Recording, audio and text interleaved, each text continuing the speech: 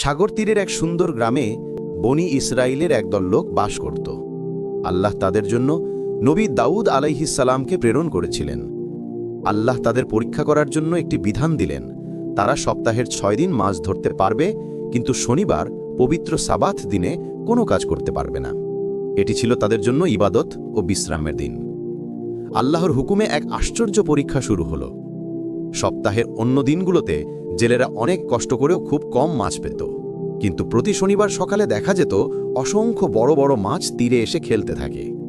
তাদের রূপালী আঁশ রোদের আলোয় ঝলমল করত, যা দেখে জেলেদের মন লোভে ভরে যেত। গ্রামের কিছু লোভী লোক এ দৃশ্য দেখে বিরক্ত হতো। তারা বলতো, এ কেমন পরীক্ষা? যেদিন মাছ ধরা নিষিদ্ধ সেদিনই মাছগুলো সহজে ধরা যায়। তাদের নেতা, যে সবচেয়ে বেশি লোভী ছিল, তার চোখ মাছের লোভে চকচক করত। একদিন দাউদ আলাইহিসসালাম সমুদ্র তীরে গেলেন। আল্লাহ তাকে পশু পাখির ভাষা বোঝার বিশেষ ক্ষমতা দিয়েছিলেন। তিনি আল্লাহর আদেশে মাছদের সঙ্গে কথা বললেন এবং জিজ্ঞেস করলেন, তোমরা কেন শুধু শনিবারেই তীরে আসো? মাছেরা উত্তর দিল, আমরা আল্লাহর নির্দেশ মানি।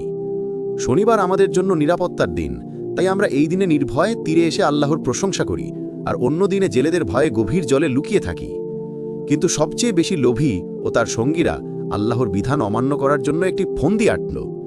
তারা বলল, আমরা সরাসরি শনিবারে মাছ ধরব না, তবে শুক্রবার সন্ধ্যায় খাল খুঁড়ে রাখব। শনিবারে মাছগুলো এসে তাতে আটকা পড়বে, আর আমরা রবিবার সকালে সেগুলো তুলে নেব। দাউদ আলাইহিসসালাম তাদের এ পরিকল্পনার কথা জানতে পেরে সতর্ক করলেন। তিনি বললেন, আল্লাহকে ভয় করো, তার আদেশকে চালাকি দিয়ে ফাঁকি দিও না। তার বিধান স্পষ্ট, আর তার জ্ঞান সবকিছু ঘিরে রেখেছে।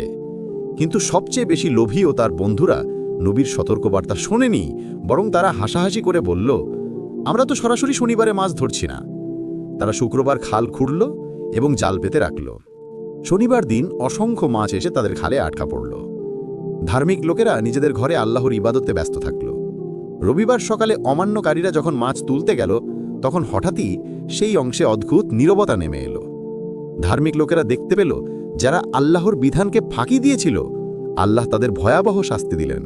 তারা আর মানুষ রইল না, তাদের চেহারা ও রূপ বিকৃত হয়ে গিয়েছিল, তারা বানরের মতো হয়ে গিয়েছিল। এই ঘটনা সবার জন্য শিক্ষণীয় হয়ে রইল। আল্লাহর আদেশ মানা মানেই সম্পূর্ণ আনুগত্য, কোনো চালাকি নয়।